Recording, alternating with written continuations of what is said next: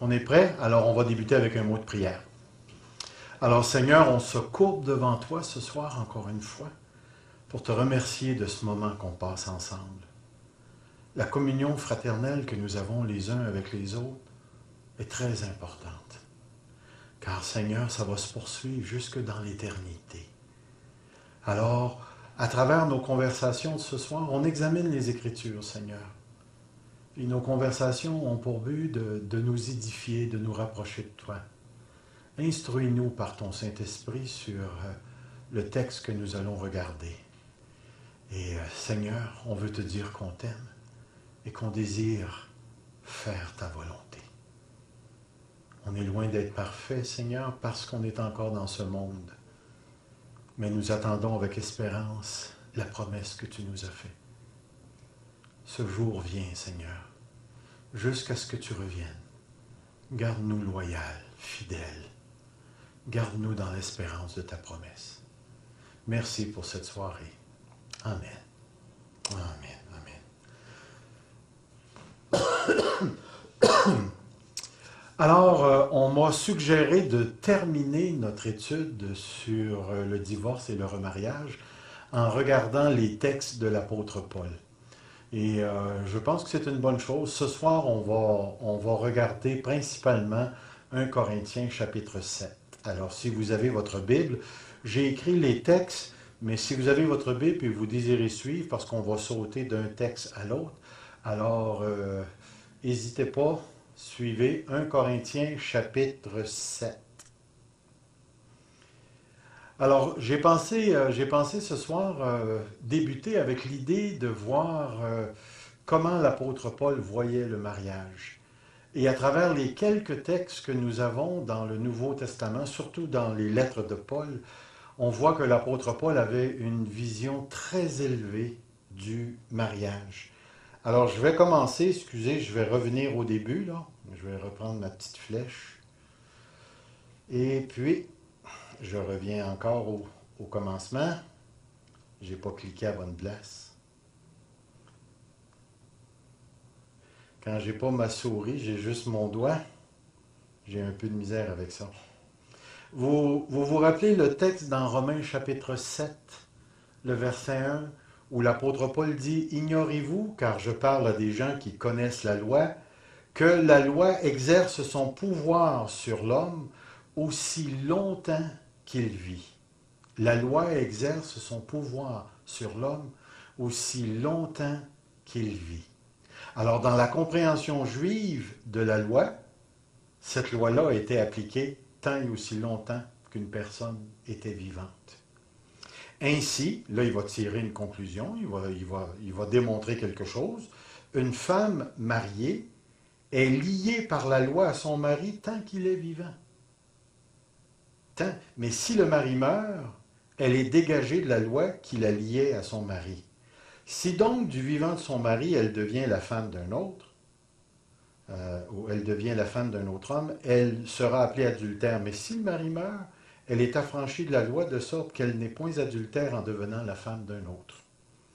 Alors, par ce texte, on voit que l'apôtre Paul croyait à la permanence du mariage tant et aussi longtemps que les époux qui avaient contracté cette union-là entre eux étaient vivants.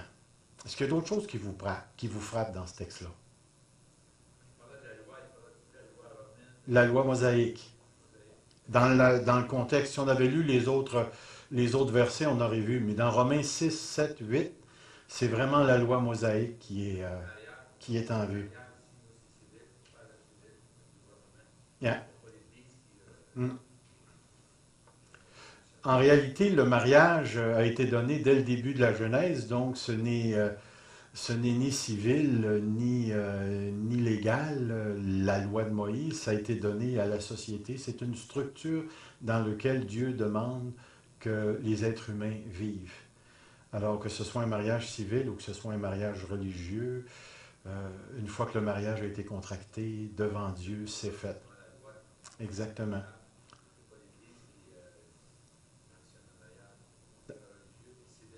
Yeah.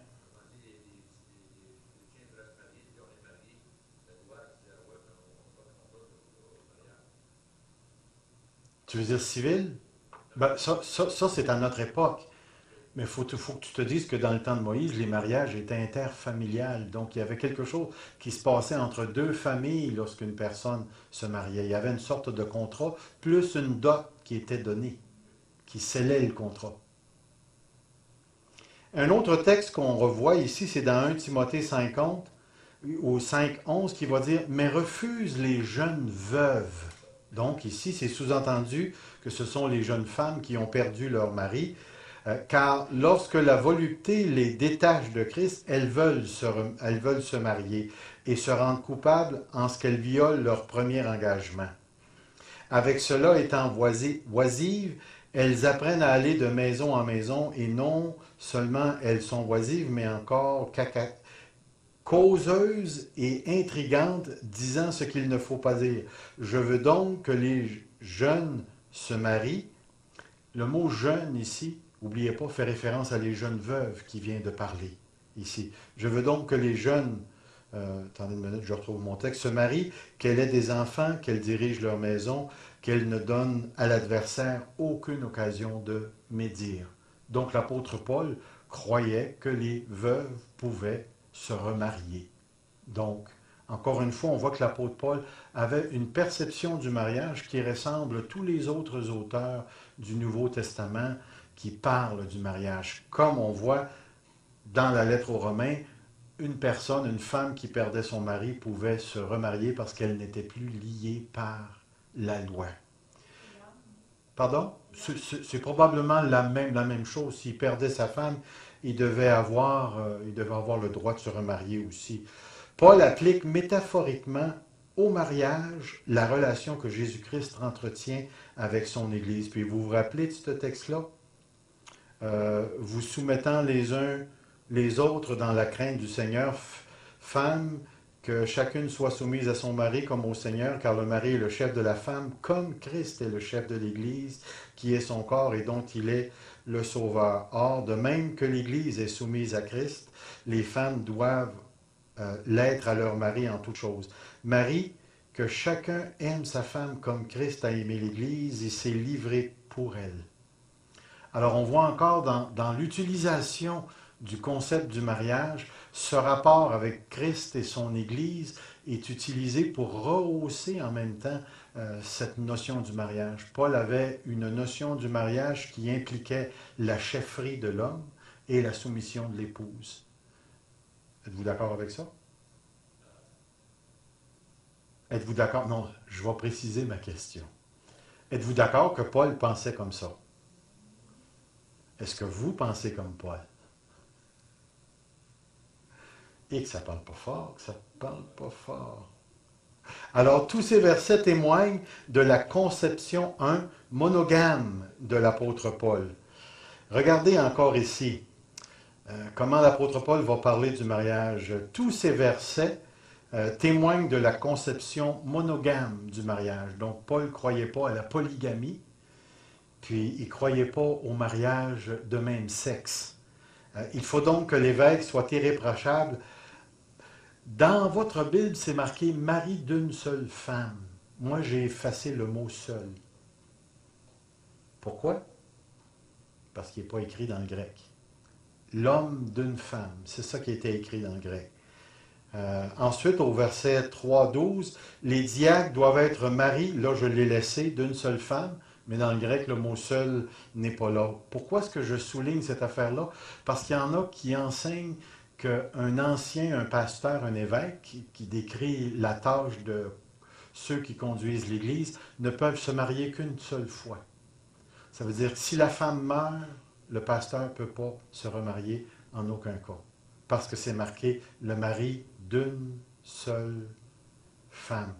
Alors, si sa femme meurt puis en marie un autre, il y a eu deux femmes. Donc, il ne peut pas être ancien.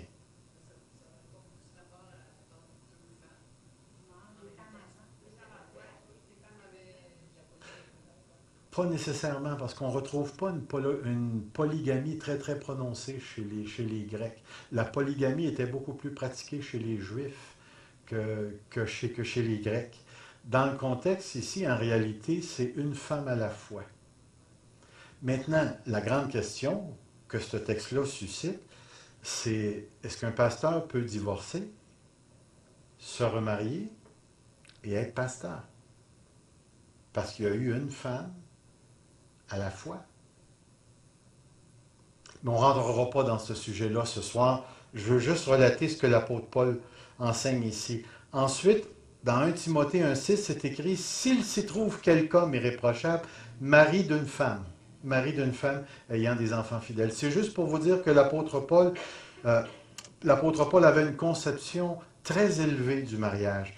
Qu'une veuve, pour être inscrite sur le rôle, n'ait pas moins de 60 ans et qu'elle ait été la femme d'un mari. Alors, pas question de polygamie, pas question de s'accoter ou quoi que ce soit ici. Donc, ce verset sous-entend que la femme, puisqu'elle est veuve, a déjà été mariée dans le passé. Maintenant, cette conception-là nous emmène à ceci. La première lettre aux Corinthiens, chapitre 7.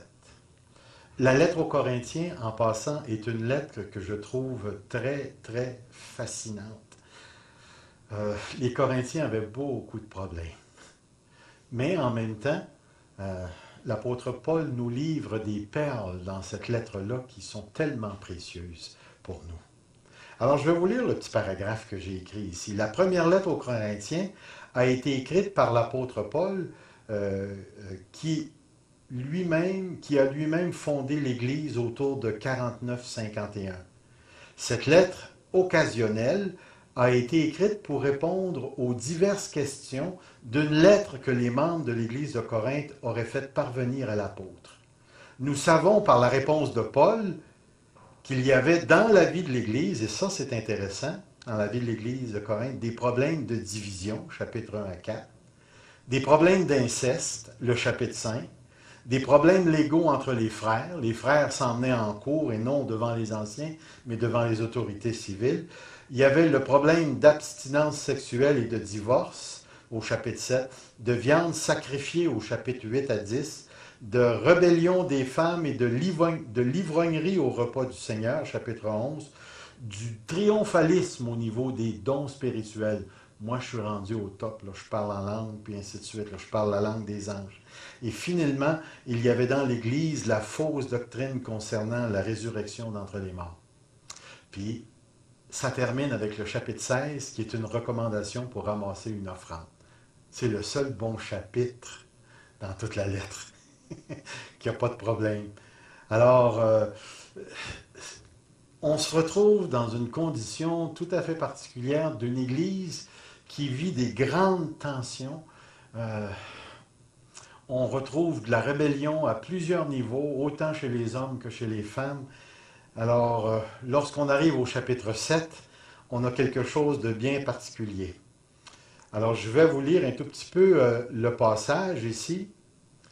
Dans le chapitre 7, du verset 1 à 7, Paul parle aux personnes mariées et leur commande de ne pas s'abstenir d'avoir des relations sexuelles seulement pour une courte période, puis j'aurais dû marquer si nécessaire, pour la prière, afin de ne pas tomber dans la débauche.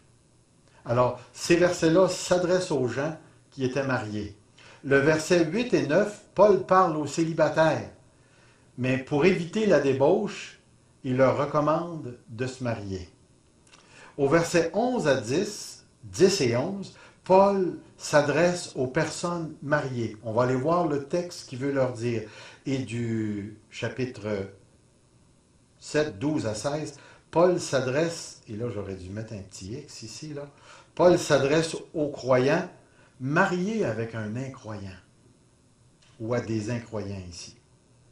Alors, si vous voulez bien, prenez le temps de lire ce passage.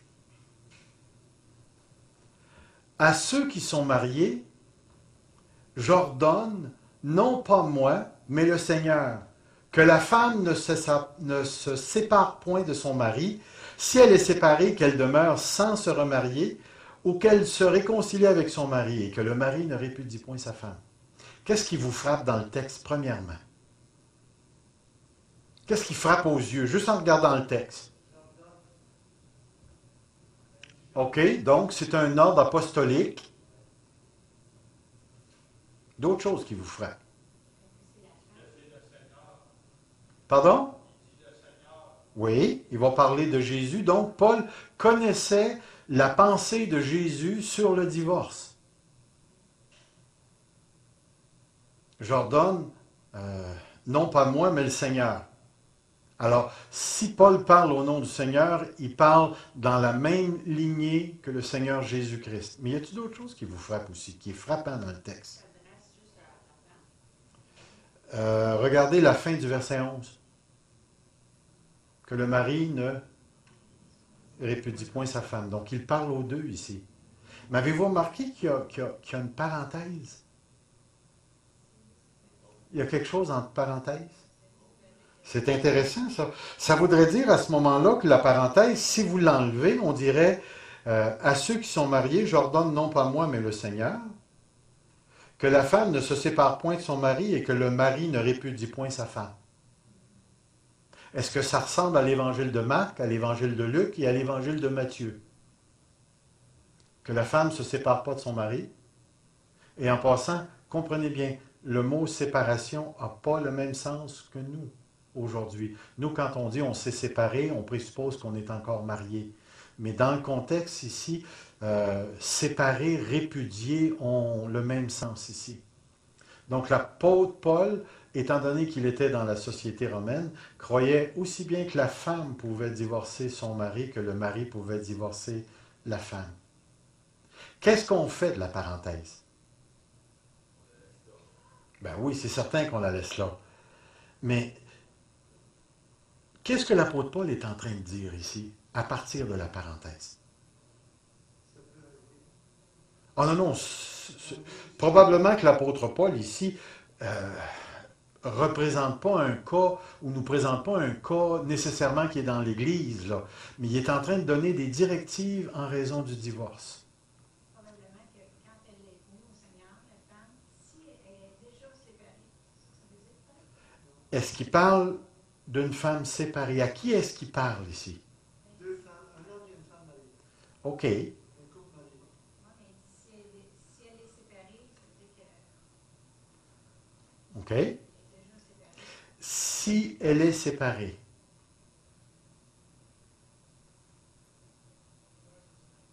Est-ce qu'il parle à des chrétiens ou il parle à tout le monde, indépendamment de la religion?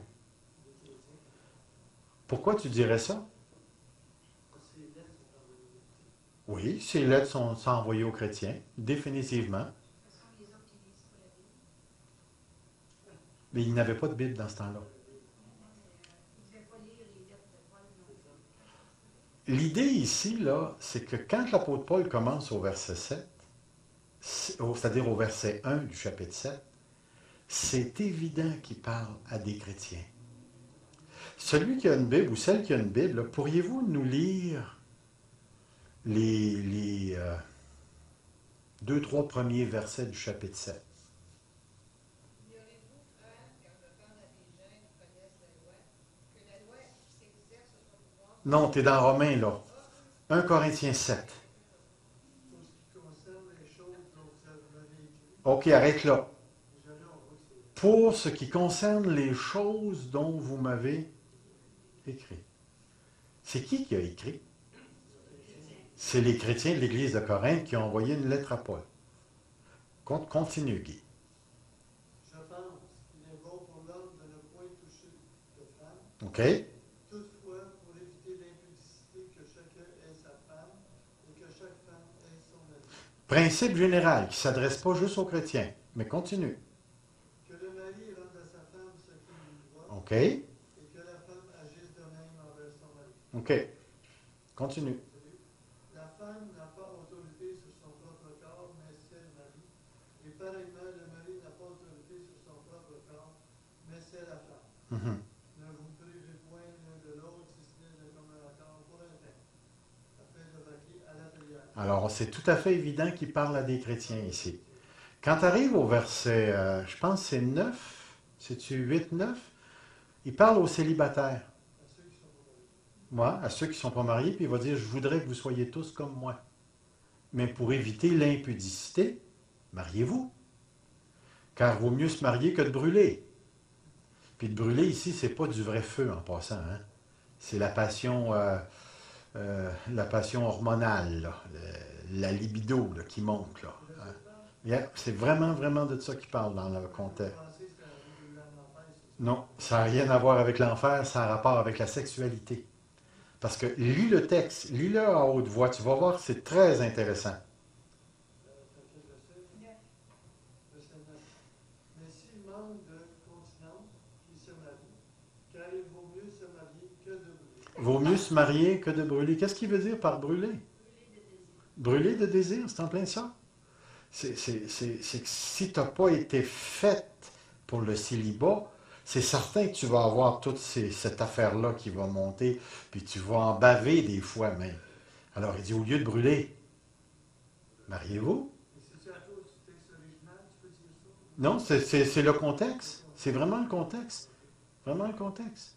Puis là, tu arrives au verset 10 et 11, et il va dire, à ceux qui sont mariés. Là, tu vois qu'il vient de changer de catégorie. Il va parler à ceux qui sont mariés. Mais il n'a pas changé, comment je dirais ça, il n'a pas passé de l'Église à tout l'univers. Il va dire, il est encore avec les chrétiens. Puis là, il va leur dire que la femme ne répudie point son mari ou ne se sépare point de son mari et que le mari ne répudie point sa femme. Le Seigneur a vraiment parlé sur ces cas-là. Mais qu'est-ce que t'arrive? Qu'est-ce qu'on fait? Parce que le divorce entre les chrétiens, ça arrive. On est d'accord avec ça? Alors il va dire, si elle est séparée, mettons que tu arrives, puis tu as un couple chrétien qui divorce. Si elle est séparée, qu'est-ce qu'il dit ensuite?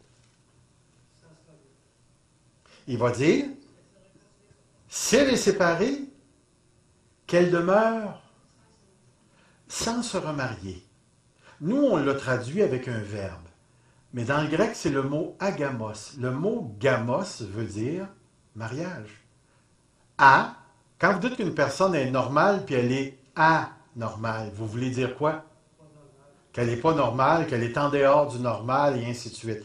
Mais lorsque l'apôtre Paul utilise le mot agamos, il est en train de dire aux gens, restez en dehors du mariage. Qu'est-ce qu'il est en train de dire, l'apôtre Paul? Ou qu'il se réconcilie. Si les chrétiens sont divorcés, l'apôtre Paul dit, demeurez sans vous remarier. Qu'est-ce que ça sous-entend? Pardon? Qu'ils vont brûler? Probablement qu'ils vont brûler. C'est très possible. Mais qu'est-ce que ça sous-entend?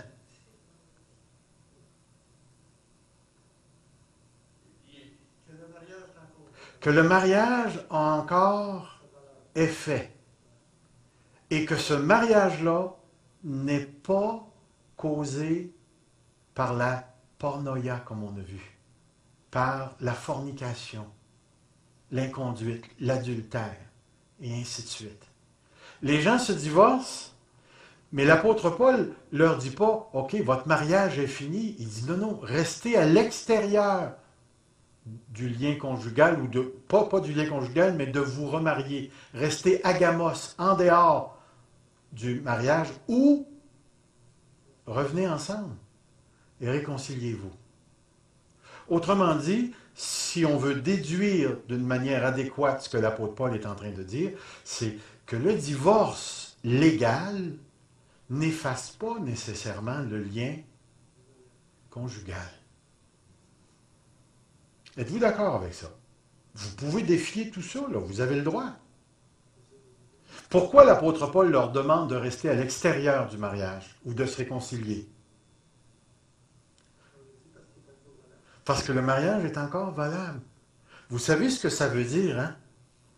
Ça veut dire que deux chrétiens qui divorcent, sauf pour infidélité, doivent rester et vivre comme des célibataires ou se réconcilier. Comment vous réagissez à ça? C'est sévère, hein?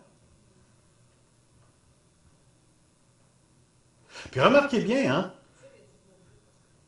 Voilà. L'idée ici, là, c'est que c'est pas un cas de discipline dans l'Église. Et même l'apôtre Paul pourrait dire qu'une personne divorcée, de cette manière-là, peut continuer de venir à l'Église et vivre dans la vie de l'Église. Le fait qu'ils sont divorcés crée un problème pour ces deux personnes-là. Comme tu as suscité tout à l'heure, ces gens-là vont brûler. Et ils s'exposent réellement à commettre l'infidélité, la pornoïa.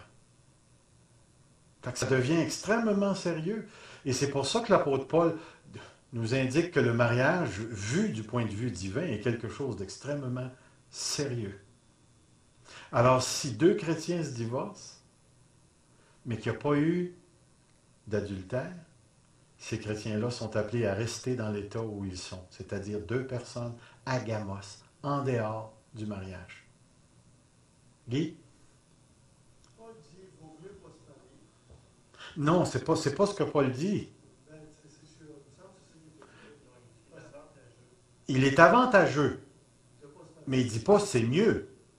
Ben, avantageux, c'est mieux. Pas nécessairement. Non, pas nécessairement. Là, je dis ça, c'est parce que C'est parce que nous autres, on va voir après, non, on ne le verra pas là, mais quand tu lis 1 Corinthiens 7, l'apôtre Paul attend le retour du Seigneur très très tôt. Il l'attend dans sa génération, puis qui dit, tu peux te charger d'une relation qui va t'handicaper et t'empêcher d'avancer. Alors c'est mieux que tu restes dans l'état. Puis ce que l'apôtre Paul dit, c'est, ce que j'aimerais, c'est que tout le monde fût comme moi. Mais tous n'ont pas le même don. Et Paul reconnaît que le célibat est un don. parce que c'est ça, parce que le mariage, c'est Dieu qui a instauré le Oui. mariage. Là, l'apôtre Paul, ça veut dire que c'est avantageux pas se marier. Si c'était le cas, Mais la question, c'est avantageux pourquoi? pourquoi? Parce que pour éviter le divorce, la famille qu'on veut ça. Non, je pense qu'il y a plus que ça, parce que dans Matthieu chapitre 19, l'apôtre Paul, justement, il va parler plutôt Matthieu, il va parler de ne pas avoir d'obstacle pour apporter l'Évangile. Tu n'es pas retenu par... Tu as beaucoup plus de liberté, et ainsi de suite. Déclare le mariage un obstacle. Non, mais il déclare le mariage restrictif. C'est-à-dire que moi, je suis marié et je peux apporter l'Évangile, mais je ne pourrai jamais me détacher comme un célibataire, partir en Afrique, après ça me ramasser au Japon, puis revenir au Québec, puis retourner au pôle Nord. Non, pas le pôle Nord. Oui, mais on laissera les pôles noriens s'évangéliser entre eux. Mais est-ce que vous pouvez voir l'idée? Ce qu'il faut saisir, c'est à quel point l'apôtre Paul traite sérieusement le mariage dans les enfants de Dieu, ici. Alors, s'il n'y a pas eu d'adultère, que les gens restent à l'extérieur du remariage ou qu'ils se réconcilient. Claudette? C'est dans ce texte-là qui dit que c'est bien de ne pas être marié. Oui, oui. Oui, il dit, si je voudrais que vous soyez sans inquiétude, celui qui n'est pas marié s'inquiète des choses du Seigneur. Voilà. Des moyens de plaire au Seigneur. Celui qui est marié s'inquiète des choses du monde. Des moyens de plaire à sa femme, et il est partagé. Voilà. C'est dans cette optique-là. Il ne faut pas rendre le mariage plus pénible qu'il est. Bon, j'aurais pas dû dire ça. mais vous voyez l'idée ici. C'est qu'une personne qui n'est pas mariée a beaucoup moins de soucis. Mais en même temps, le célibat peut engendrer d'autres sortes d'obstacles aussi. Mais comme l'apôtre Paul le dit, chacun tient son don du Seigneur. Pour l'apôtre Paul, c'était ça. Est-ce qu'on aurait d'autres questions sur cette partie du texte? La personne, l'homme peut refuser sa femme, c'est adultère, ou vice-versa. OK. Et la personne adultère, Mhm. si elle se repent, qu'est-ce qui arrive avec elle? Tu veux dire? Si la personne qui a été adultère OK. se repent, Se repent. veut se réconcilier, Si l'autre veut la prendre, il peut la prendre. ne peut pas, Si l'autre ne veut pas, ben c'est fini. Elle a brisé le contrat. Déjà, en partant, en commettant l'adultère, elle a brisé le lien qui existait entre les deux. Le papier légal, c'est juste une conséquence qui suit. Le lien a été brisé. Mais la personne, si le mari ou la femme peut reprendre son conjoint à partir d'un pardon, une repentance, et ainsi de suite, c'est toujours possible. Mais si le mari ne veut plus, la relation est terminée. Il a le droit de ne pas retourner dans cette relation-là, même si ce n'est pas remarié. Là, on dit le mari ou la femme. Ça peut être la même chose pour l'épouse. Le rapport de la femme. Oui, oui. C'est bien ça que tu voulais dire? OK. Oui, la personne peut se remarier. Anyway, la personne, écoute, j'ai l'impression, en tout cas, j'ai l'impression qu'il pourrait se remarier. Mais c'est encore assez touchy, là, cette chose-là, comme on dit. Il y a des gens qui aimeraient punir pas mal fort ces gens-là en leur interdisant complètement de réintégrer un ministère ou de réintégrer l'Église ou ensuite les faire asseoir sur le banc le restant de leur jour. Il y en a qui font quasiment du divorce le péché contre le Saint-Esprit. Et ça, c'est un peu regrettable. Mais la personne qui a divorcé, c'est-à-dire qui a commis l'adultère, elle a vraiment, vraiment brisé quelque chose que Dieu tient en très haute estime. Et la personne flouée ou offensée dans ça n'est pas obligée de reprendre le partenaire à ce moment-là. Parce qu'il y a eu adultère. Mais s'il n'y a pas eu adultère, là on arrive à cette braquette-là. Qu'il demeure sans se remarier ou qu'il se réconcilie. Vous me suivez? Alors, qu'est-ce qu'on fait avec deux personnes qui divorcent mais qui n'ont pas eu d'adultère dans l'Église? On les reçoit ou on ne les reçoit pas? Qu'est-ce que vous en pensez? Y a-t-il juste Guy qui pense ça? C'est d'abord sans se marier. OK. Et là, à un moment donné, l'un des deux brûle, Se marier. décide de... Qu'est-ce qu'on fait dans ce cas-là? C'est pas le sac quelque part qui dit qu'il y a pas de Matthieu 18, si ton frère a péché, va et reprends-le entre toi et lui seul. C'est Matthieu 18 parce que là, tu es en train de discuter d'un adultère. Et là, lui a réellement brisé le lien avec l'autre. Généralement, les gens qui vont aller jusque-là ne restent pas dans l'Église locale.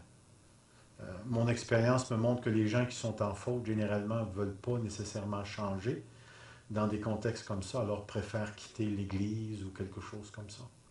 Mais les gens qui choisissent de rester, il y a toujours moyen de trouver une manière de les réintégrer dans la vie de l'Église par la grâce de Dieu.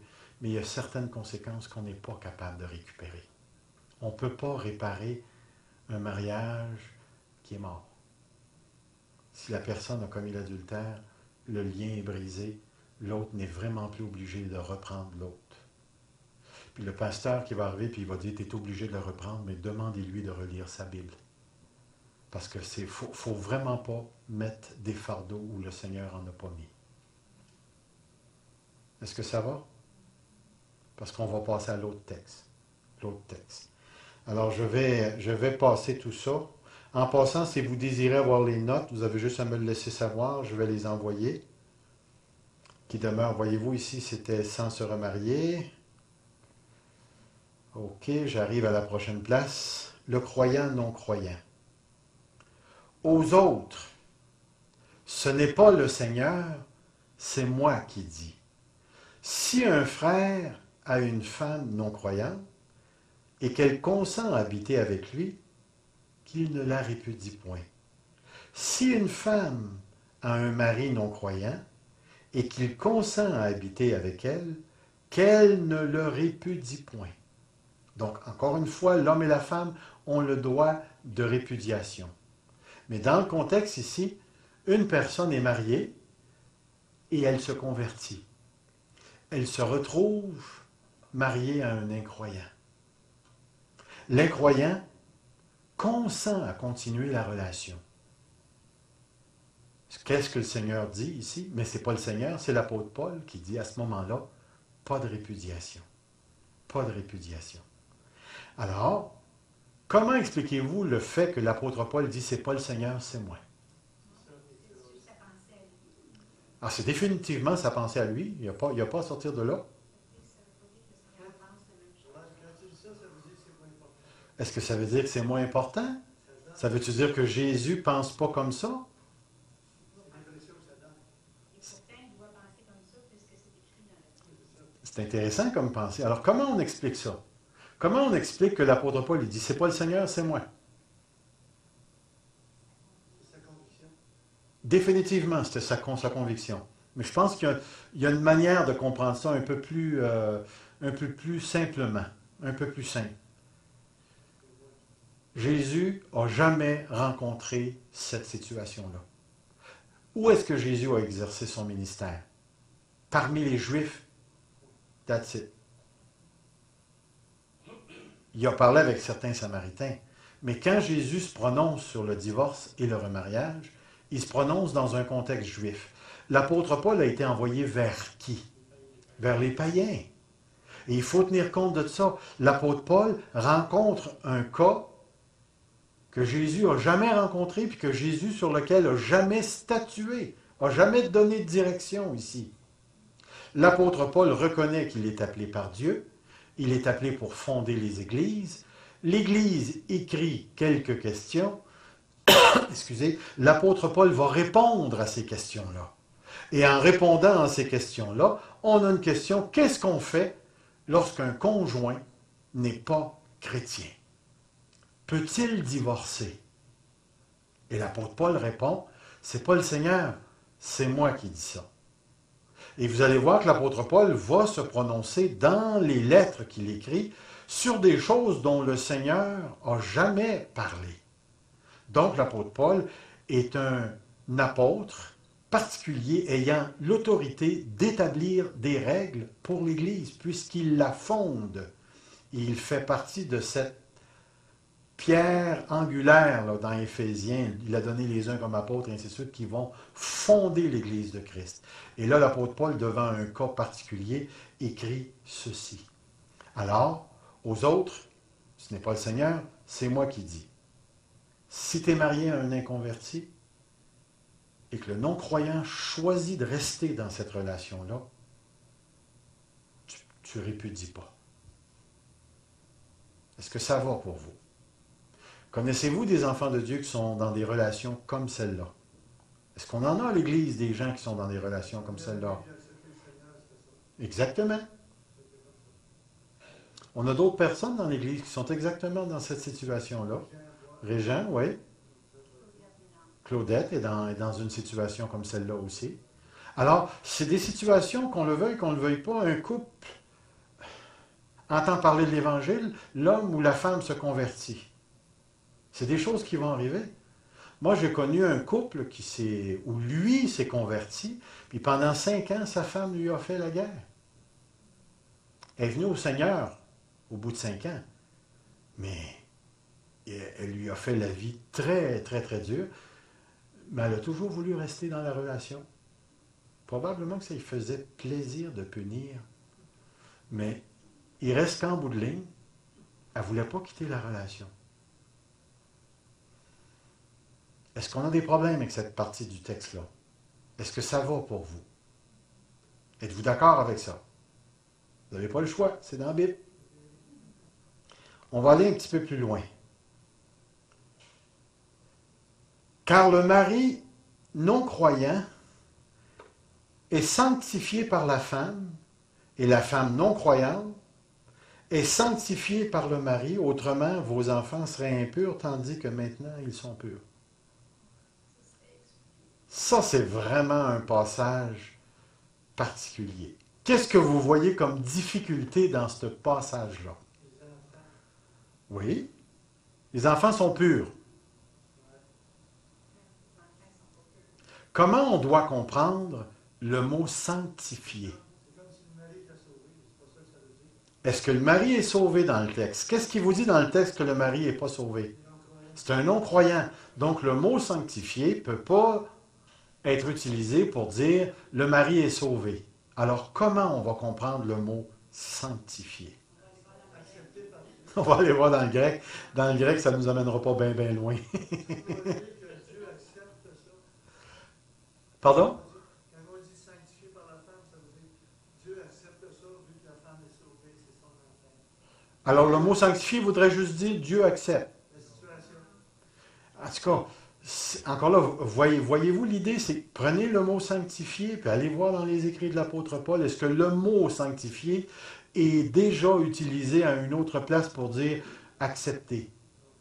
Jamais. Jamais. Oui, Michel.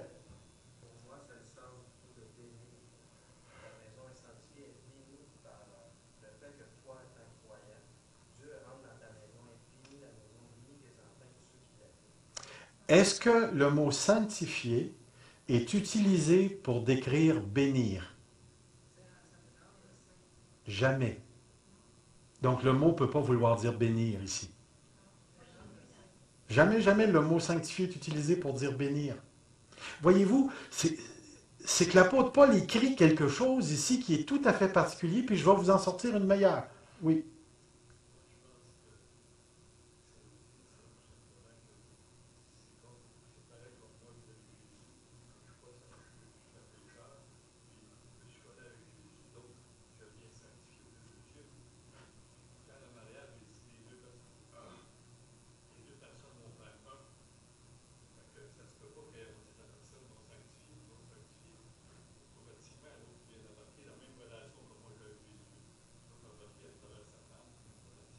La question, c'est est-ce qu'un inconverti peut être sanctifié? Ben, non, sanctifié, c'est mis à part. Oui.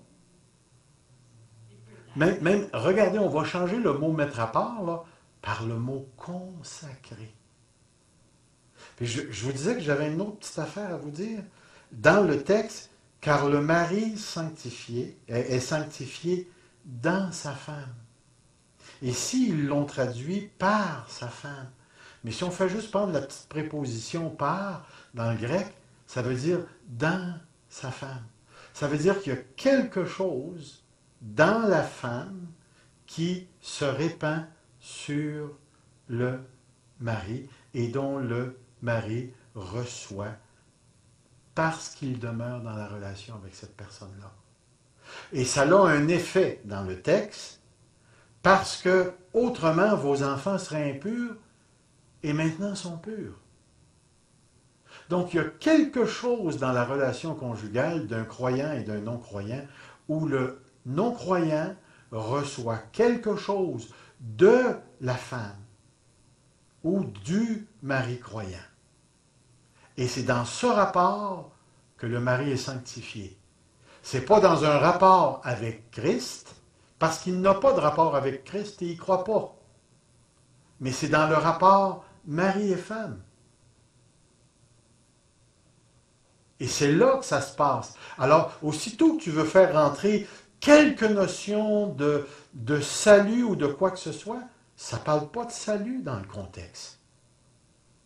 Ça ne parle pas de salut. Et là, je vais vous emmener, je pense que je vais y aller tout de suite, on va lire le texte.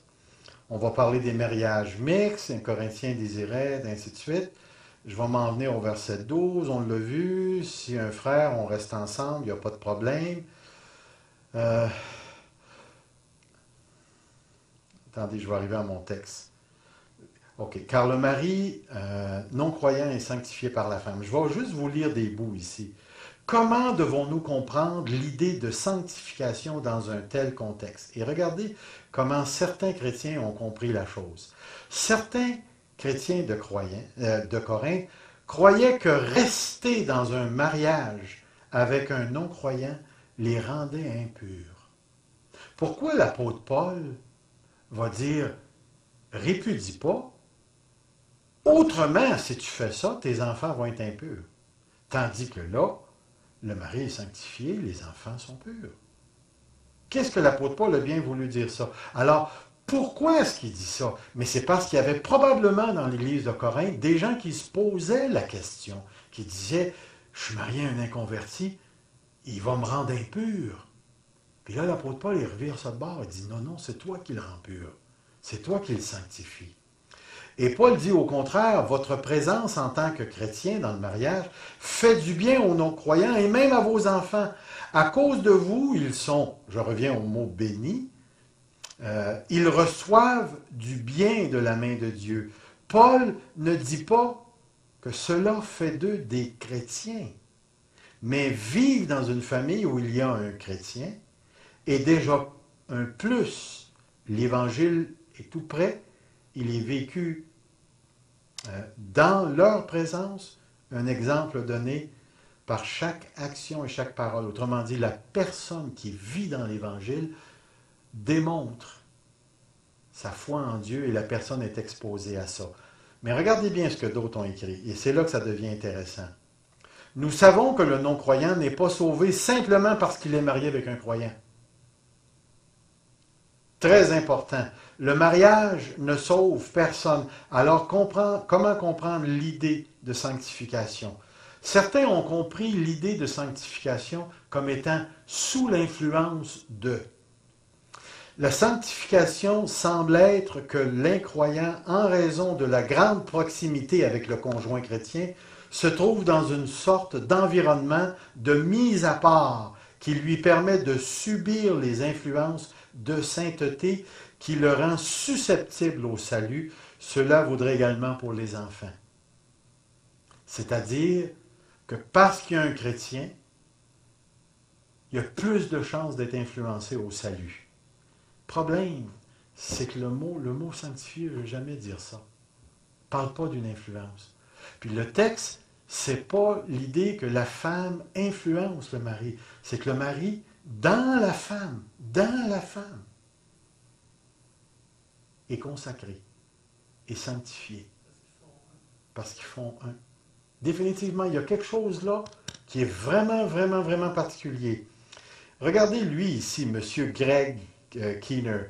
Il pense qu'il est ici question de statut, le statut social et non de religion ou de salut. Un conjoint ou des enfants non sauvés ne sont pas sauvés par la présence d'un partenaire, ça on sait ça. Selon lui, l'apôtre Paul argumente que les enfants sont encore dans la sphère du salut, la possibilité du salut, si l'un des parents est chrétien, même si l'autre ne l'est pas. Encore l'idée de l'influence qui ressort. La pensée d'Adrien Frost. Certains chrétiens de Corinthe croyaient que rester dans un mariage avec un non-croyant les rendait impurs, sales. Paul dit au contraire, votre présence en tant que chrétien dans le mariage fait du bien aux non-croyants. On a vu ça. Paul ne dit pas que cela fait d'eux des chrétiens. Chacun doit décider pour lui-même s'il va suivre Jésus ou non. Mais vivre dans une famille où il y a un chrétien est déjà un plus. Mais que faire? Excusez-moi. Que faire si le non-croyant veut partir? Ça, je vais sauter ça parce que je vais y revenir tout à l'heure. Regardez la pensée d'un monsieur qui s'appelle Godet. L'idée essentielle est celle qu'exprime le mot placé en tête de la manière et de la seconde proposition, le mot sanctifié.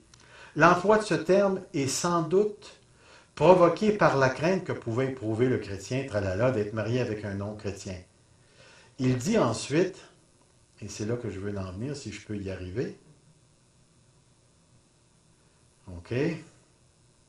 Aussi, quelques interprètes ont-ils donné à ce mot un sens purement négatif, ce qui revient à peu près au même que le livre de Lévitique est un rituel. Paul voudrait dire, le mariage dans cette condition, ne devient pas un état impur, n'affecte pas le chrétien d'une souillure semblable à celle que produisait sous la loi celui qui touchait un mort, par exemple. Vous vous rappelez dans l'Ancien Testament, celui qui touchait un mort devenait impur. Et ce que l'apôtre Paul veut dire par le mot sanctifié, c'est que c'est le contraire. Ce n'est pas l'incroyant qui a l'influence ou qui a l'effet, c'est le croyant ici. Je vais aller un petit peu plus loin. D'autres, avec différentes nuances, trouver ce thème de l'espérance. Je pense que je vais le passer, celui-là. Hoffman, un autre monsieur, lui pense que le mot sanctifié s'adresse juste à la relation sexuelle. Il pense qu'il faut faire abstraction de toute influence sur la personne de l'époux non chrétien et n'appliquer que l'idée de sainteté au lien entre les deux époux à leur relation conjugale comme telle. Cela revient à dire, comme dans la première interprétation, qu'une telle union est pure pour les deux époux. Mais si cette idée eût été celle de Paul, Paul aurait pu l'exprimer d'une manière encore moins compliquée. Alors lui, ce qu'il est en train de dire, c'est que si ça s'adresse juste à la relation sexuelle, parce que tu deviens un, vous vous unissez sexuellement, à cause de la femme, cette relation, ou de l'époux, là, à cause du chrétien, la relation est sanctifiée. C'est-tu vraiment ça que Paul a voulu dire? J'en ai aucune idée. Les réformateurs, eux autres, ont compris le texte en allant jusqu'au bout. Le mot sanctifié veut dire mis à part. De leur point de vue, la prédestination absolue, les réformateurs n'ont pas craint de donner le sens le plus plein au mot sanctifié. D'après Calvin, les enfants des chrétiens sont saints dès leur naissance en vertu d'une grâce surnaturelle. Vous savez ce que le mot saint veut dire? On dit mis à part pour Dieu. Ouais, mais qui est appelé saint? C'est les enfants de Dieu. C'est les chrétiens. Les chrétiens. Les chrétiens. Voilà. Si tu prends le mot sanctifié puis tu lui donnes un contenu de salut, ça veut dire que les enfants sont sauvés. Le seul problème, c'est que le non-croyant est aussi sanctifié. Tu ne peux pas donner deux sens différents. Donc, est-ce que ça existe un non-croyant sauvé? L'interprétation ne tient pas la route. Tient pas la route ici.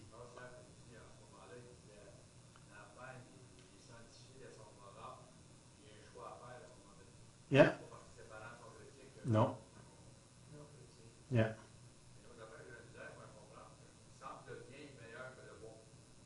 Ouais. Corrompre les bonnes mœurs. Yeah. Il y a un méchant et un bon.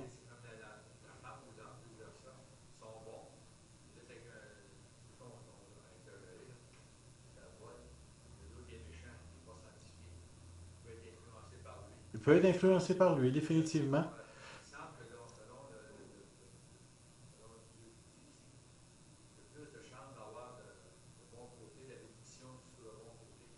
En tout cas, une chose qui est certaine, j'ai connu des couples dans lesquels le mari ou l'épouse non chrétienne a influencé le chrétien qui s'est éventuellement détourné du Seigneur pour suivre d'autres sortes de voies. J'ai connu des enfants de Dieu qui ont fait des compromis terribles pour conserver une relation et ainsi de suite. Ils sont allés jusque dans le péché. Ouais. Yeah. Hmm. Yeah.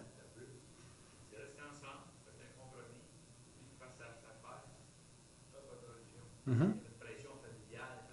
Définitivement.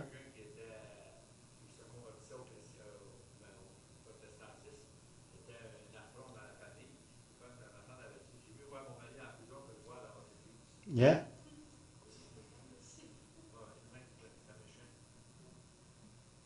Puis, une chose que je veux faire ressortir encore, c'est celle-là ici. L'apôtre compte naturellement sur l'action sanctifiante d'une pareille situation, mais plutôt, le verbe est au parfait. Le fait qu'il est au parfait, là, ça veut dire que par la relation que la femme ou le chrétien entretient avec le non-chrétien, le chrétien est entré dans quelque chose qui continue de le sanctifier. Qui continue de le sanctifier. Les effets de cette sanctification continuent ici sur le non-croyant.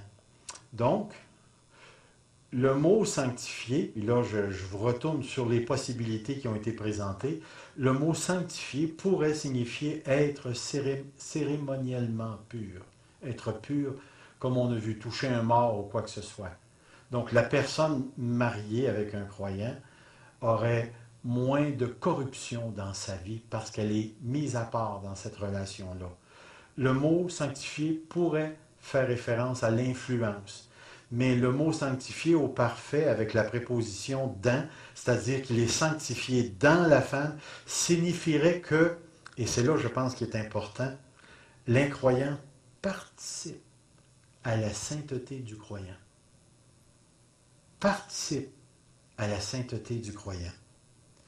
Et cet état affecte les enfants dans le sens que la relation entre les deux mariés, les deux conjoints, est approuvée de Dieu et que cette relation-là découle sur les enfants.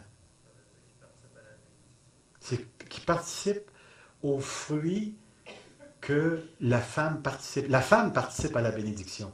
Maintenant, quand tu dis participe à la bénédiction, il faut bien s'entendre. Il s'en va en enfer, ce gars-là. Il participe à quelque chose. Définitivement, il y a quelque chose qui passe du croyant à l'incroyant. Comme si ça fait bon. Ça peut ouvrir les yeux, mais là, tu rentres dans le domaine de l'influence. Éventuellement, ça peut... Oui, puis c'est vrai que ça peut ouvrir les yeux. Mais c'est pas là-dessus que l'apôtre Paul met l'emphase. Comme si c'était débordant. C'est comme si l'enfant de Dieu vit dans une sorte de sphère. Et là, à un moment donné, l'incroyant va rentrer dans cette sphère-là, et puis il va bénéficier de certaines choses qui appartiennent à cette sphère-là, à cause de la relation. Et c'est pour ça que j'aime bien gros l'idée, c'est que le gars est sanctifié, pas parce qu'il est sauvé, mais parce qu'il est dedans. Il est dans cette relation-là avec la femme. Donc, c'est pas que la femme l'influence, c'est vraiment le fait qu'une personne sauvée communique quelque chose dans lequel celui qui reste dans cette relation-là a des effets positifs ou positifs sur le non-croyant. Et c'est tellement, tellement important. Alors, c'est pour ça que l'apôtre Paul dit, s'il accepte de vivre avec toi, continue, parce que il participe à quelque chose. Il participe à quelque chose de très sanctifiant. Et il y a, je ne sais pas si on pourrait le phraser comme ceci, une sorte de mise à part, et je reviens à ce que tu dis, Michel, qui le fait participer à une forme de bénédiction qui découle du croyant, sans le sauver. Il n'est pas sauvé en participant à ça, mais il y a comme une sorte de consécration, mise à part, participation à quelque chose qui découle de la relation. Pour moi, la personne qui est croyante, qui vient de non-croyant, va avoir une grâce en action énorme. Ah, définitivement, définitivement, il le faut. Il le faut. Mais remarquez bien, là, ce que l'apôtre Paul est en train de dire, c'est vraiment cette idée de mise à part.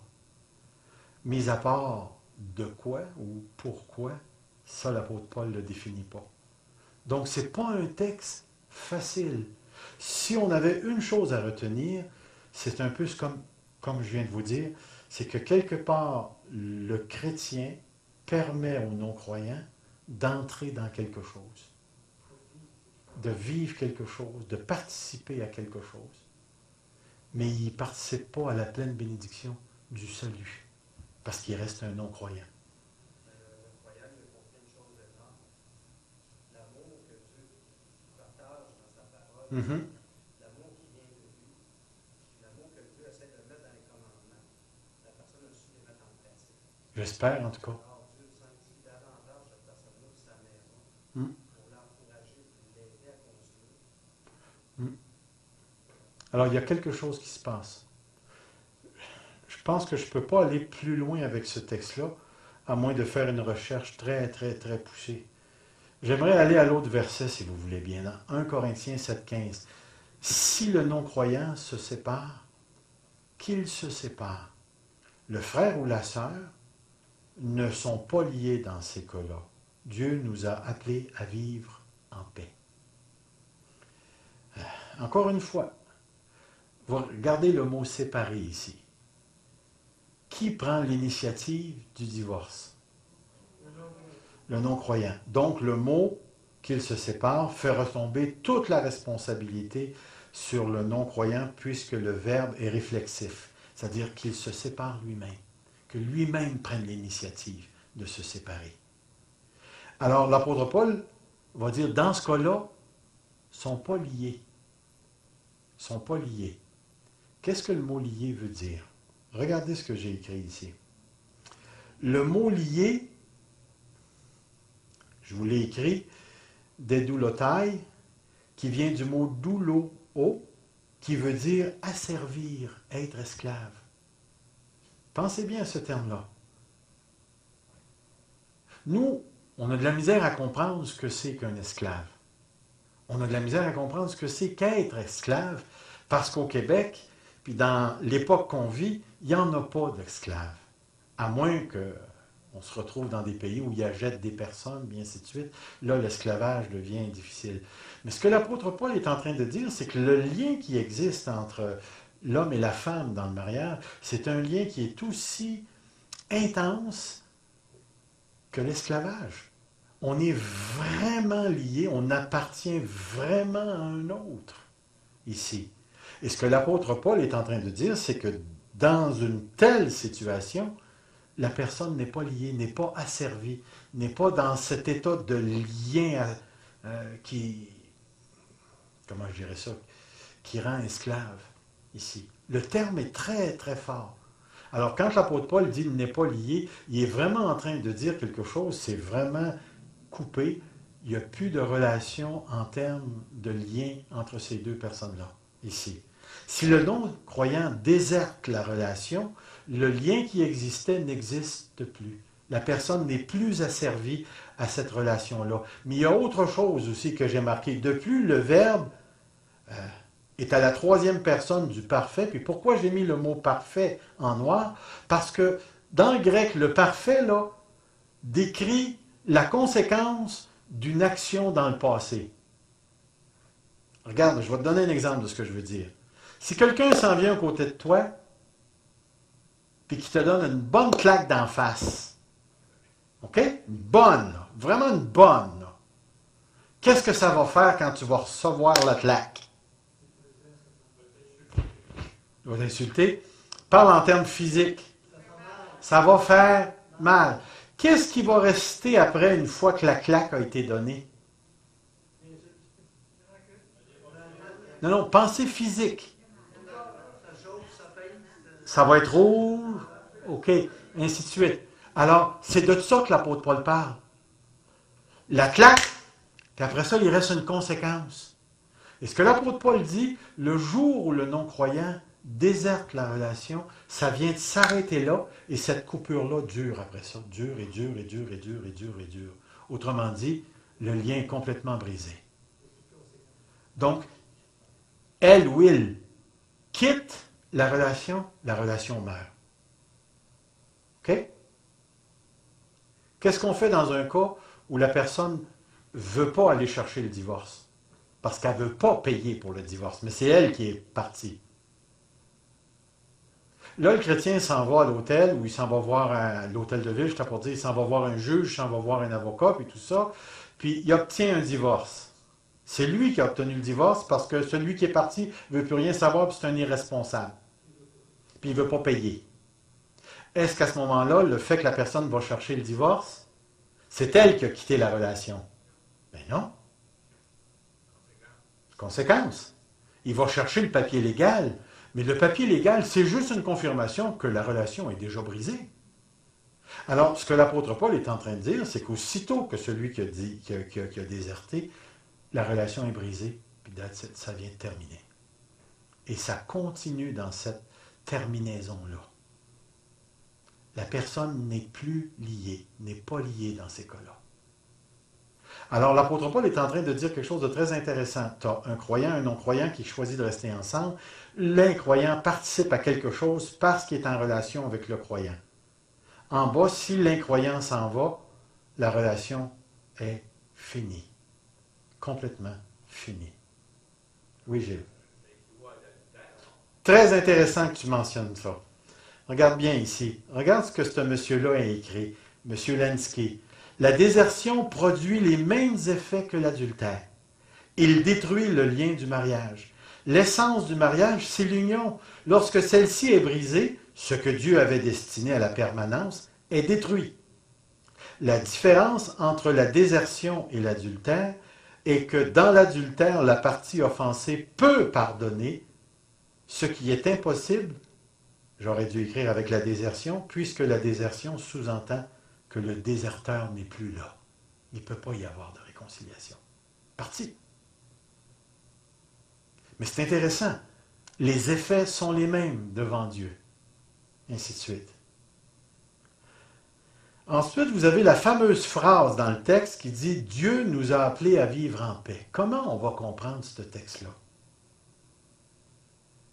Regardez le texte, je vais vous le mettre encore. Je vais revenir à mon texte. Si le non-croyant se sépare, qu'il se sépare, le frère ou la sœur ne sont pas liés dans ces cas-là. Dieu nous a appelés à vivre en paix. Qu'est-ce qu'il veut dire, Paul, par Dieu nous a appelés à vivre en paix?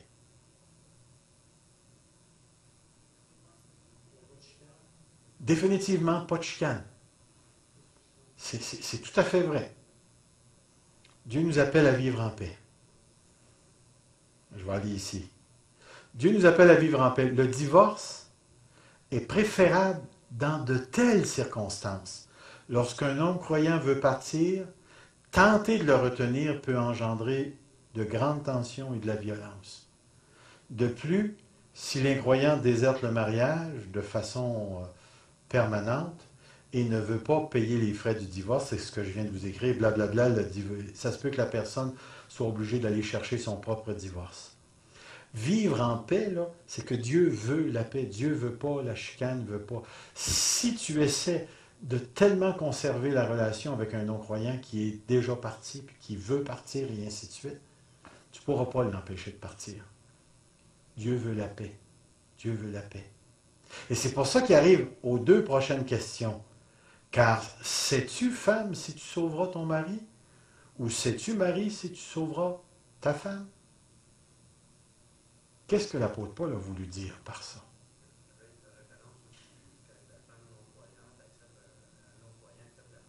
Ouais.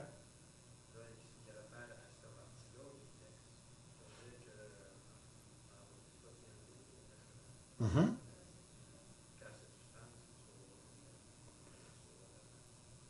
Je vais... Dans le fond, ce qu'il dit, c'est pas parce que tu es marié avec que tu vas le sauver. Définitivement, c'est pas parce que tu es marié avec que tu vas le sauver nécessairement. Mais regardez bien ici. Les 2 questions ont été interprétées de manière à donner lieu à 2 interprétations opposées, complètement opposées. Regardez. Les tenants du non-remariage font du verset 15 une parenthèse. Qu'est-ce que le verset 15 dit? Quelqu'un peut nous le lire? Si un croyant se sépare, puis se sépare. Le frère ou la sœur n'est pas lié en pareil cas. Dieu nous a appelés à vivre dans la paix. Alors, eux autres, ce qu'ils disent, c'est que le verset 15 est une parenthèse. Puis là, ils vont dire ensuite, font du verset 15 une parenthèse et rattachent le verset 16, les 2 questions, au verset 14. Claudette, je vais te demander de lire le verset 14 et de sauter ensuite au verset 16. Car le mari non-croyant est sanctifié par la femme, et la femme non-croyante est sanctifiée par le frère. Autrement, vos enfants seraient impurs, tandis qu'en fait, ils sont saints. En effet, comment savoir, femme, si tu sauveras ton mari, ou comment savoir, mari, si tu sauveras ta femme? Alors, eux autres, ils comprennent le texte comme ça, puis qu'ils disent, le verset 15, c'est une braquette. Tu peux l'enlever. Là, tu as vraiment le sens du texte de l'apôtre Paul. Alors, ce que les autres disent à ce moment-là, c'est donc, puisque le croyant sanctifie l'incroyant et que les enfants sont purs parce qu'ils demeurent dans la sphère du croyant, alors le croyant peut devenir l'instrument pour conduire l'incroyant au salut. En d'autres mots, le verset 16 voudrait dire, tu ne le sais pas, mais Dieu peut t'utiliser pour le salut du non-croyant.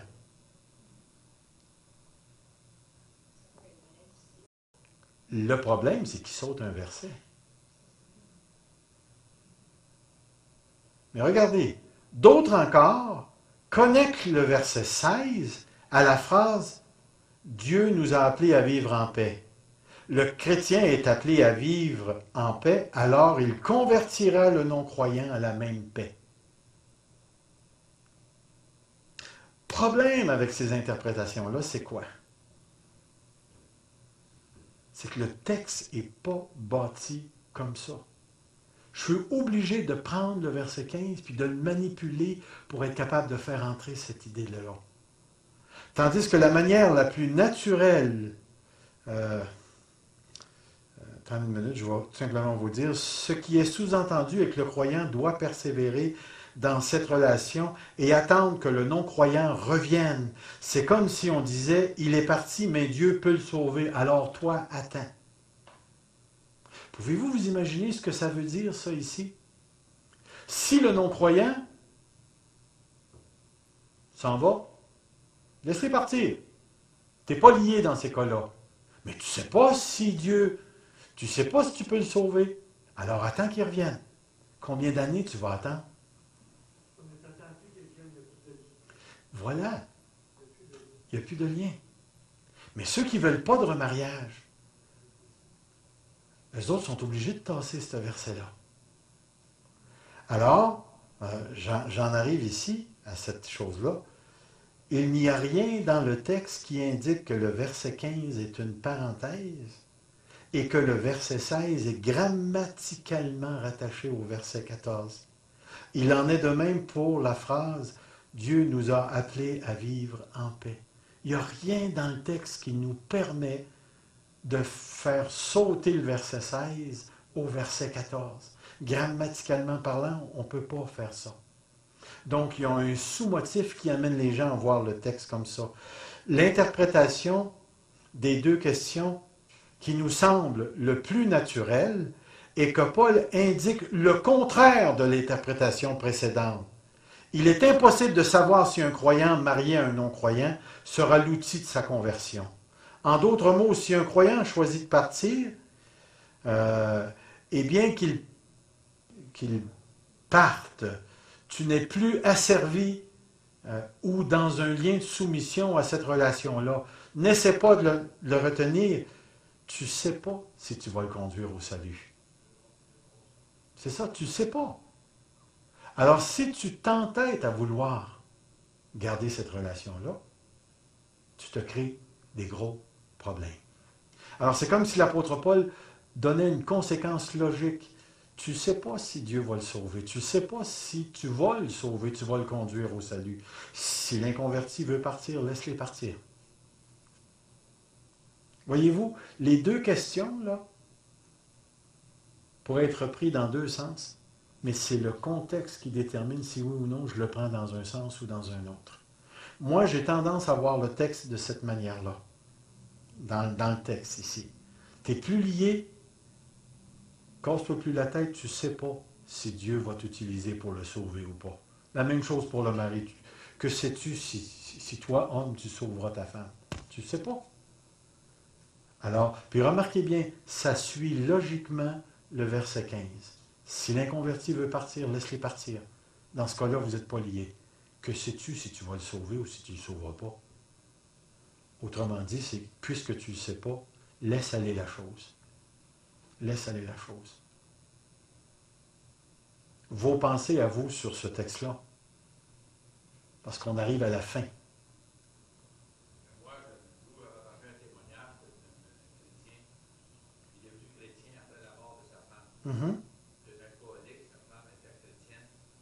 Je le disais avec Dieu, j'ai eu la dette après ma mort. Mm-hmm. Quand elle est morte, elle dit, quand je me suis ouvert la dette, elle dit, mon mari qui a été le meilleur mari, qui avait un problème d'alcoolisme. Mm-hmm. Il avait fait des choses à ses besoins, tout était là. Ça, il était alcoolique. Elle dit, je me suis gardé fidèle jusqu'à la fin, même si je me poussais à m'approcher de Dieu davantage. Elle dit, maintenant, dans la tête, elle dit, non, oui, oui. Elle dit, ne pleure plus maintenant, et viens me rencontrer. Mm-hmm. C'est ce que j'ai fait. À cause de l'exemple de ma femme, j'ai vu qu'elle était fidèle à sa parole. Mm-hmm. Ça m'a amené au salut. C'est une histoire. Yeah. C'est une affaire. Avec Dieu, les choses. Les choses peuvent arriver. Mais est-ce qu'on reste dans une relation parce que des choses peuvent arriver? C'est ça que l'apôtre Paul est en train de dire, là. Étant donné que tu ne sais pas. Alors, c'est comme si l'apôtre Paul répondait à un des arguments qui leur ont été envoyés ici. Est-ce que je dois rester dans cette relation-là? Il dit, écoute, si l'inconverti veut se séparer, qu'est-ce que tu peux faire? Tu ne sais pas si tu vas t'utiliser pour être l'instrument du salut.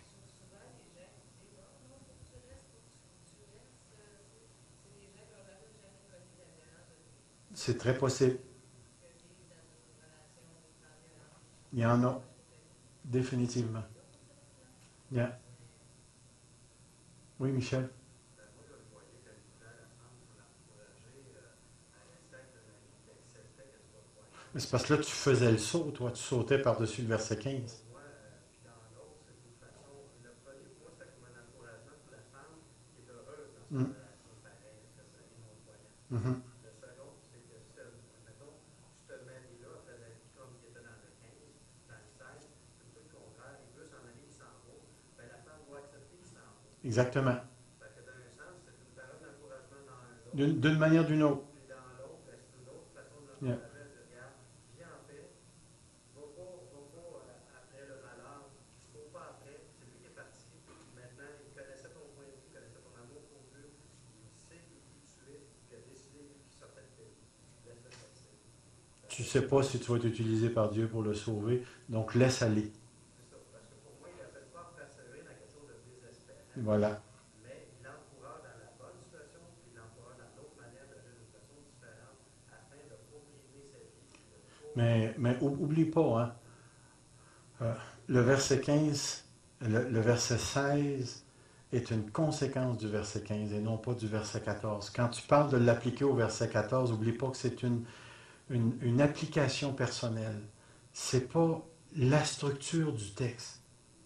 Paul parle, s'il consent à habiter avec toi, rester ensemble, les enfants sont sanctifiés. Mais, là, il va parler de l'autre côté, s'il choisit de s'en aller, laisse-les partir. Tu ne le sais pas si tu vas être l'instrument de Dieu pour son salut. Parce que tu ne le sais pas, laisse aller les choses. Dans ce sens-là. Yeah.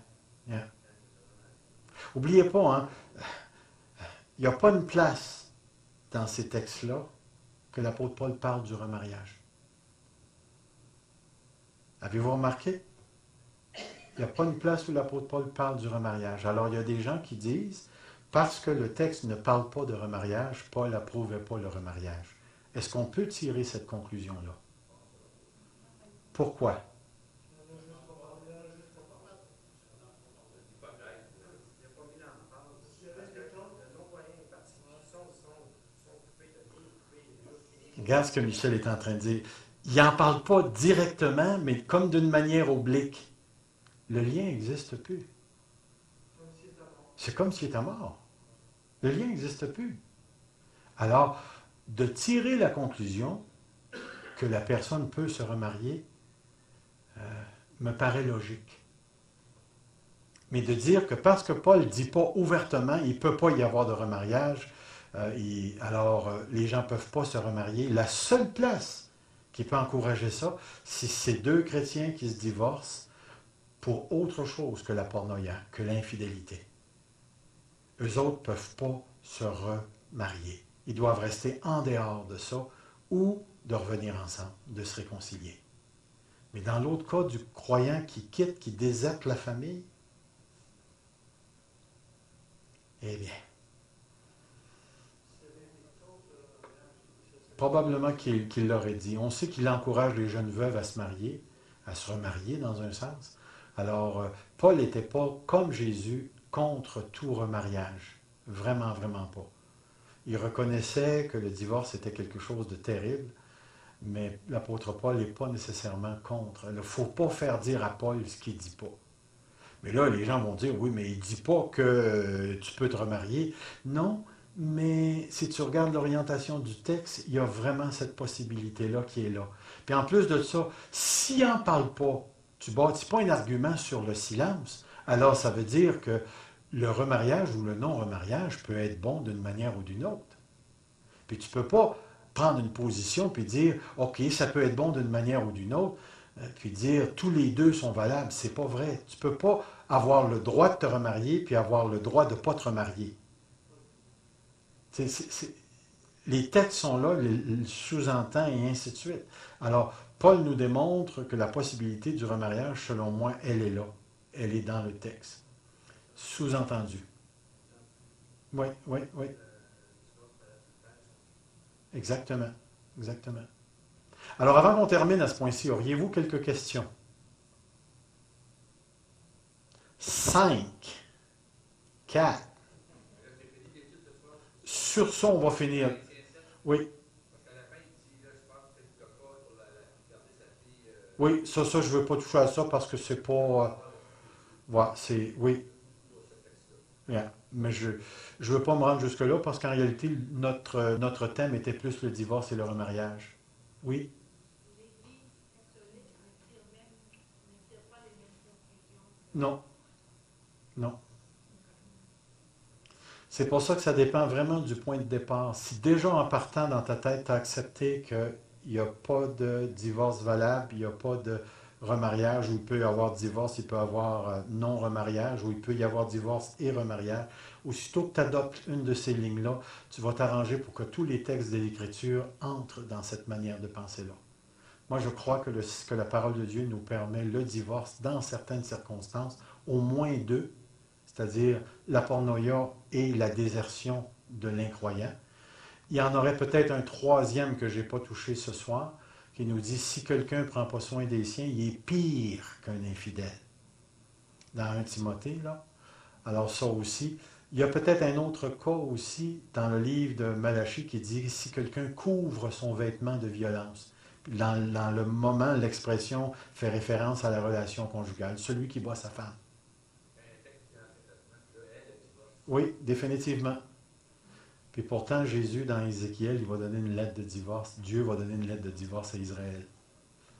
Alors, toute cette question du divorce, on pourrait la développer un peu plus, mais l'idée, c'est qu'on est parti de Matthieu, parce qu'on est arrivé sur ce fameux texte. La semaine prochaine, on retourne à Matthieu. On va continuer à descendre dans Matthieu. Moi, je trouve ça quand même bizarre, pas bizarre. Dans le temps, on est nos Seigneur en 57, ça se parlait pas, puis les gens restaient séparés. Je me rappelle le fait que tu fais de mon père, de mon beau-père et de mon oncle. Et sa femme de laisser. Oui. Elle est partie, il a gardé ses 3 enfants. Puis, Même pendant 35 ans, il a encore grandi, son mari. Puis quand sa femme est morte, il avait eu un enfant avec l'autre. Puis dans ce temps-là, on pensait de même. Il dit, je me suis marié, pas parce que ça voulait, et Dieu m'a gardé. oui, écoutez, j'ai connu une dame qui s'est divorcée, son mari était courroyeur et tout, puis cette chrétienne-là croyait qu'elle n'avait pas le droit de se remarier. J'ai connu un autre monsieur en Ontario qui a écrit des bouquins même et tout ça, puis lui, il aimait une autre personne, sa femme l'avait quitté, divorcé et tout ça, puis lui, ce qu'il a fait, c'est qu'il a bâti une autre maison pour cette personne-là, puis ils ne restaient pas ensemble. Ils ne dormaient pas ensemble, ils restaient fidèles. Ils restaient dans le célibat l'un et l'autre, mais ils ont vécu toute leur vie ensemble, chacun dans leur maison. Puis aussi, comme je me rappelle, en 86, ça a commencé à se parler un peu. Yeah. Il y avait un pasteur, lui, qui était dans les études de monde, qui était les Pentecôtes, les dimanches soirs, c'était clair. À un moment donné, ça m'a fait, c'est divorcé. Yeah. Il y a eu des manières différentes. Yeah. Ça touche. C'est ça qui Yeah. ça nous touche. Je pense que Dieu n'a pas de problème avec ça. Est-ce que c'est possible pour les gens, les chrétiens, de faire les mauvaises choses avec des bons motifs? Est-ce qu'une personne par ignorance pourrait rester sans se remarier, même s'il a le droit de se remarier? Parce qu'il manque la connaissance appropriée pour le faire? Définitivement, c'est des choses qui peuvent arriver. Puis il ne faut pas négliger et rabaisser ces gens-là. Ces gens-là ont certaines convictions, puis il ne faut pas les brimer dans ces convictions-là. Ce qu'on essaie de faire, c'est de les instruire. Si c'est reçu, tant mieux. Si c'est pas... Puis il y a certaines personnes qui arrivent à vivre leur vie chrétienne dans des conditions comme celle-là. À ce moment-là, il faut être extrêmement prudent de les détruire ou de les abaisser parce qu'ils ont fait ces choix-là. Il faut vraiment, vraiment être prudent. Puis plus j'avance dans la vie, plus je me rends compte que les cas de divorce et de remariage, la Bible nous donne certains guides, mais dites-vous que la Bible ne nous dit pas tout sur toutes les situations. C'est facile, moi je trouve ça facile de trancher en disant pas de remariage. Si vous saviez le nombre de troubles qu'on s'enlève en prenant une position comme ça, si la personne vient te voir, tu dis non, je ne te remarie pas, il n'y a pas de remariage ici. Dans l'Assemblée, on croit le mariage est permanent, indissoluble, on ne peut pas le dissoudre, c'est ça qu'on croit. Ces gens-là, généralement, ne restent pas dans l'Église, s'en vont, puis toi, tu n'as pas de trouble en tant que pasteur. Mais j'ai remarqué que si tu veux vraiment aider les enfants à grandir, il va falloir que tu prennes le temps de t'arrêter, consulter Dieu, consulter les anciens, puis les gens, parce que c'est vraiment du cas par cas dans plusieurs situations. De l'autre côté, je crois que la miséricorde de Dieu est beaucoup plus grande que nos péchés. Donc, il faut trouver une manière d'encourager les chrétiens à persévérer jusqu'à la fin, à grandir et à s'épanouir dans la foi, puis les aider à sortir des marasmes qu'ils ont créés à travers leurs relations. C'est toute la question du mariage, du divorce, du remariage, ça restera toujours un sujet difficile à traiter. Difficile à traiter. Là, tout à l'heure, on va rajouter le lesbianisme, l'homosexualité, et ainsi de suite et tout. Là, on va patiner. Sur certains cas, on ne patinera pas longtemps, mais ouais, en plus de ça. Alors, ça vous va? On s'arrête ici? Vous êtes invités au café en arrière? Puis si jamais il y a d'autres questions, gênez-vous pas. Du mieux que je peux, je me rends disponible pour répondre, si je suis capable. Sinon, ben, je vous enverrai à Gilles.